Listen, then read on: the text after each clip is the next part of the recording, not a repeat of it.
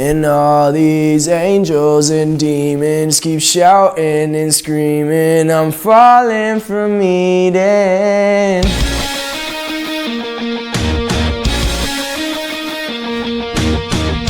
Angels and Demons is what made me who I am right now. It was the pivot. It was the opportunity God gave me and so many millions of fans to really showcase the energy and the talent I can bring to the music industry. So let's get into the backstory. Let me set the scene.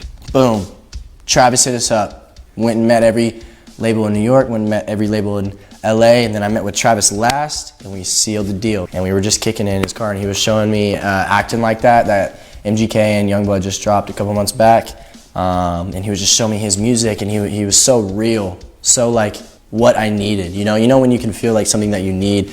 He's what I needed. He's like my dad, bro, and he's cute as fuck. So I had to. I'm just kidding. I got to work with these really two fucking cool producers that are still like some of my best friends today, Keith and McKay. And I remember being in the studio, and we had just gotten really deep, bro. Like we were like crying and shit. I was talking about some tough ass shit I was going through at the time, and really everything I had been through in my life. And I remember I wrote this like freestyle ballad that no one will ever hear, maybe they will one day, called Pick Up the Gun, and it was really talking about the lowest point of my life. And right after that, I remember McKay looked at me, he was like, it's just like you got a lot of like angels and demons, And I was like, that's really how it is, life is really about having like the highest points and then the lowest points, and sometimes just meeting them in the middle. And that's what this song is about. Funny enough, I did not get arrested before my song came out.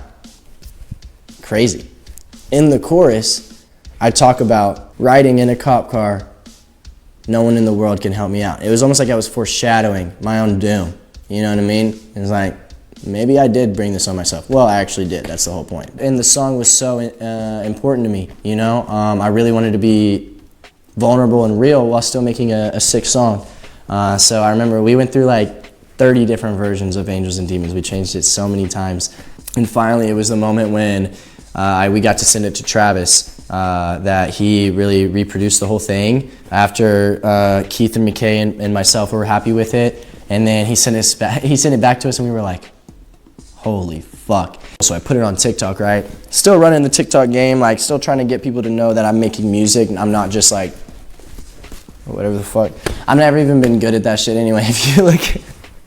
If you find old videos of me, I swear to God, bro, I was like, what the fuck is that, dog? Like, what the fuck? Who does that? Shout out all my friends, like they really like ran with that shit. It just started blowing up. I think now it has over like 140,000 videos made to that song. That type of energy I had never had before in my music. Comatose was doing really, really well, but Angels and Demons was just something different. It was my baby. I was pumped off rip, right? I didn't have anything. I had Travis, and he believed in me, and that's all that I needed. Like, Travis was my man. So I remember the first time I actually ever hung out with Travis was at the Angels and Demons music video. We spent $2,000 on the music video.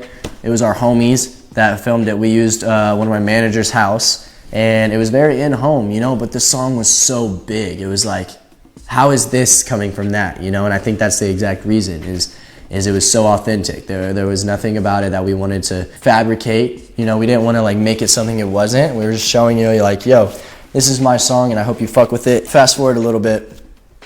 Boom, song comes out. Doing pretty well. And I don't know how much I'm going to touch on this in this series, because there's a lot of other cool opportunities I get to talk about. But as you all know, and everyone's aware, I got arrested in Texas, right? I don't know if it was like maybe like 2 weeks, like a month after I released this song. It was literally like a week. It was like a week. That's Shannon, my day-to-day, and she literally does everything for me. And speaking of that, like me and her had not even met yet, right? So this was such an early process. She like saved my life. Everyone in that situation handled it the best they could, and that's what blew up the song. Like, I remember people were posting edits of like my mugshot and shit, and they were like, oh yeah, he really did ride in a cop car. And it was just so funny because I had no plan to do that, and it almost just felt like that's what was supposed to happen. Everything was going according to a plan that I had no idea existed. I had no control over it, but it was still going the way it needed to go.